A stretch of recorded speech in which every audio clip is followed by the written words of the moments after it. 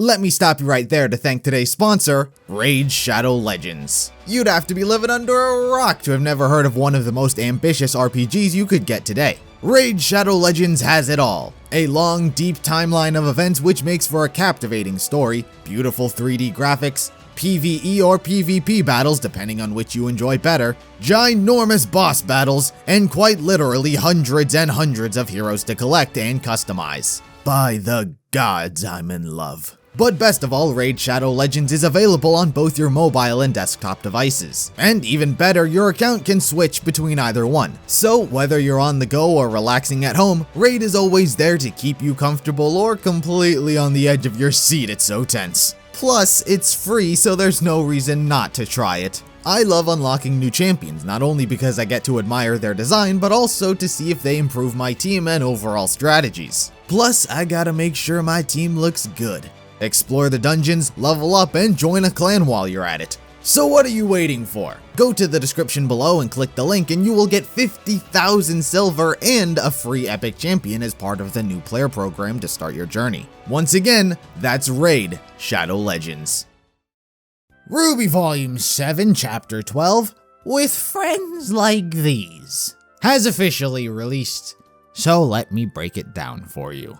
So everyone's fighting, literally. A fight breaks out between Crow, Robin, and Clover, Team RWBY versus the Aesops, and Penny versus Winter. But that one's more like a moral battle of human emotions. Not really a winner in that one. So, Team RWBY versus the Aesops. Team RWBY wins. That's really it. Wow, who saw that one coming? Elsewhere, Oscar, but it's not really Oscar. Turns out Neo just locked him in a broom closet and casually began prancing around the halls of Atlas with the relic until Oscar found her and punched her in the face. This one is just setup. Meanwhile, Penny and Winter once again continue on their conversation of morality and human emotions, which I will get into here soon. But Cinder once again appears to take the powers, also once again setting up another fight. With the others, Clover asks that Crow not resist, but Robin gets all paranoid. Despite telling her that she herself is not under arrest and is perfectly fine, that doesn't stop her from throwing the first attack. This leads to an in-flight brawl where, shocker, Tyrion is capable of getting free. Who'd have thought that bolas weren't the most secure form of handcuff? They should just get one of those things that Watts used on Ironwood last episode. But because of this, Tyrion is capable of killing the pilot and crashing the plane. Nobody dies except the pilot, but he was already dead. But Robin is gravely injured. Clover tells Crow that they can get her to a hospital if he hands himself over, but he says, nah. Well, sorry Robin, Crow considered you for maybe a millisecond, but he's gotta look out for number one. But hey, look on the bright side, you're about to have some company here real soon.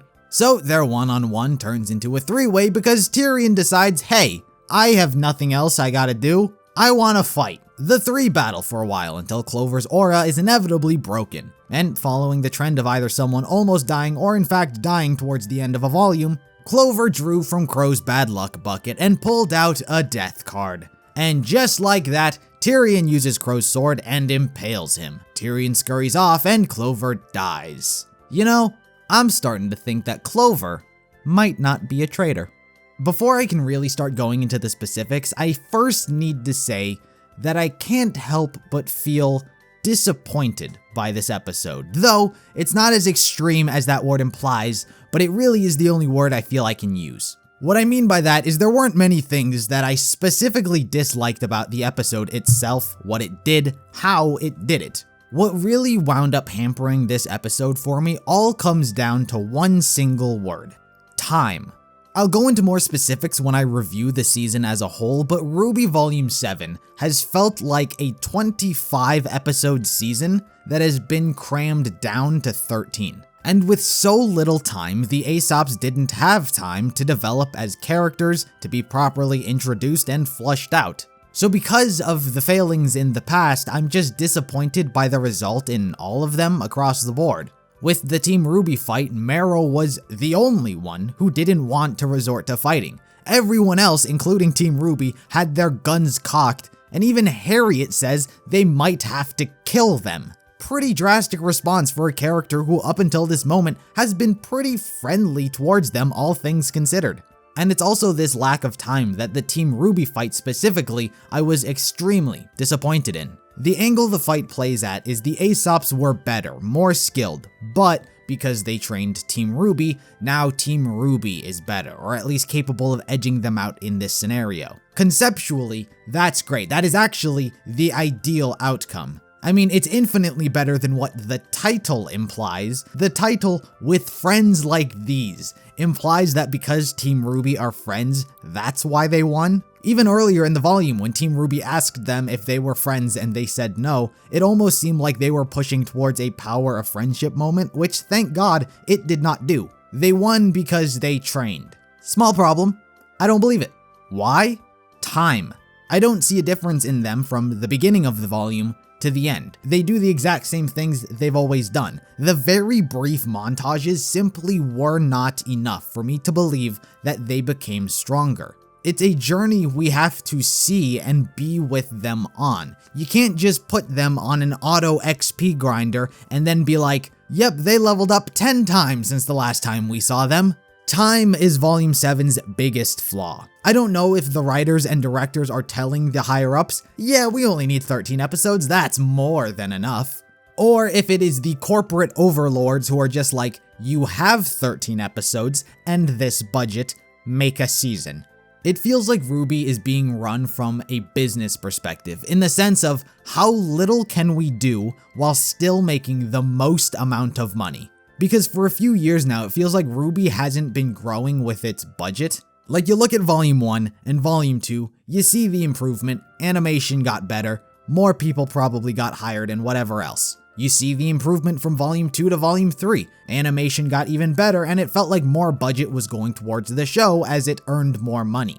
And even into Volume 4, animation changed, things looked a lot prettier and crisper. But from Volume 4 onwards, it feels like the budget stopped. The animation hasn't particularly improved, it looks nice and is more than aesthetically pleasing. Yet despite this, you'd maybe expect more episodes to come with that bundle as well. There's not a thought in my mind that RWBY with all of its merchandise and what have you is losing money. I'd be willing to bet that there's more than enough money if the money RWBY was making went back into the production itself. It could probably get more episodes and have a higher budget, but for whatever reason, probably the business standpoint, RWBY probably makes more than enough money without having to spend more.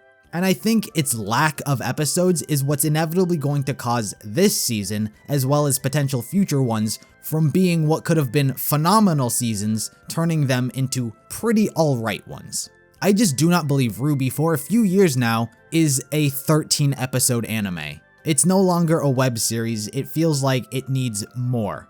Anyway, there were some things that I really did like, specifically Winter and Clover. Bam, he's on the board, he's got one. What I really liked about these two is that they expressed their trust in Ironwood. Despite Penny moralistically bashing Winter, Winter has this really amazing exchange with her, talking about acknowledging one's feelings and wrestling with them. But despite not thinking what Ironwood is doing is moralistically right, she is willing to follow him because it is for the better of humanity and she trusts him. She recognizes Ironwood has made a hard choice, a choice that most people don't have the stomach to make. And that's what makes him the kind of leader she's willing to follow. She sees he's trying to make the right choices and do the right things. It seems that Winter sees Ironwood in a way that the others don't. And perhaps it is a father figure sort of way, because we all know she hates Jacques, so maybe that is the case, but that's more of a character analysis you can do later. Point is, it was a really good scene.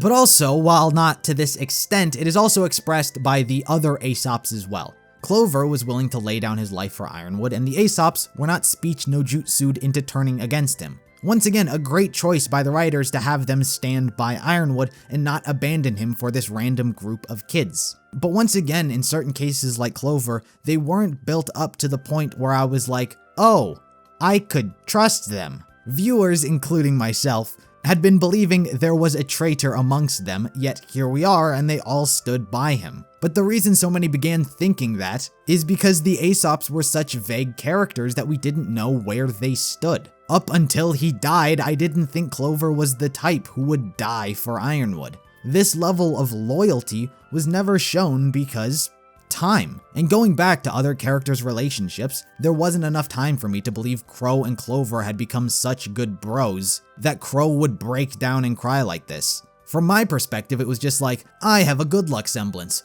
What? I have a bad luck semblance. What? Did we just become best friends? Yup!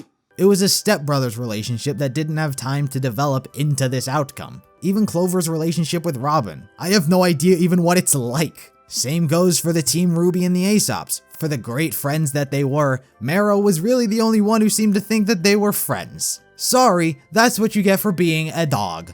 What else? I think a lot of the fights were fairly standard with the exclusion of one and a moment. I thought the triple threat free-for-all going on between Crow, Tyrion, and Clover was unique and different. We haven't really seen a fight where it was a free-for-all amongst three, so I thought that was pretty unique, though it did lead to some questionable moments like Tyrion pushing Crow back into the battle instead of poisoning him or something. There were some odd moments. And the Aesops with RWBY, that was all generic stuff, seen it all before. I really don't like Yang's new sticky grenades. I think it just really ruins the flow of her combat style. There was one part that I did think was sort of neat, though it didn't last too long. It was when Harriet got tied up and so she was forced to fight with her upper torso and primarily her legs, which are her strength. And I thought that led to some interesting movements and attacks, and I really liked it, though it didn't last too long. All of the Aesops were kind of made a fool, which I won't lie, I really don't like. What else didn't I like, aside from Cinder, because that's a given? Yang! Oh my god, do I just hate this woman. She has the problem-solving skills and comebacks of a toddler. They're just following orders. It's not worth it, Blake.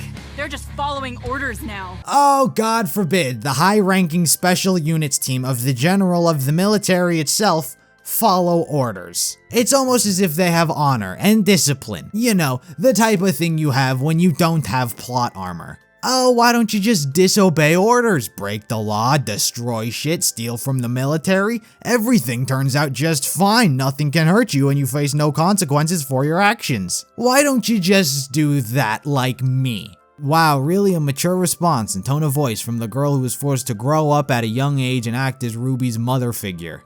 Real adult-like right there. It's almost as if she thinks that they're robots. They've been given commands and so they must comply. Surely they aren't human beings who are making a conscious choice to stand by their general because they believe in him. No, instead we're gonna morally shame you because you don't think exactly like we do.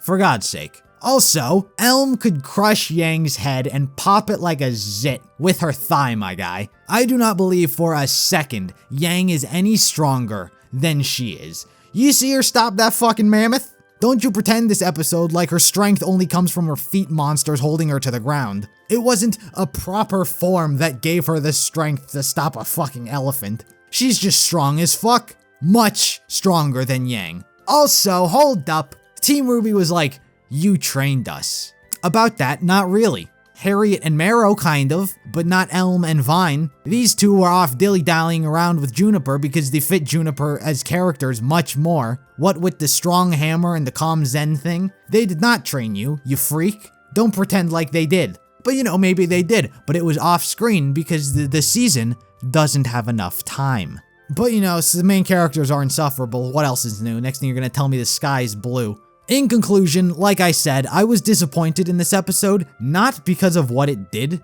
but what it failed to do in the past. This was a perfectly fine conclusion for like an episode 23. But the Aesop's lack of time and development with the characters really shone through this episode to me. There were a lot of things that I liked and was perfectly fine with, but I felt like I missed so much before this.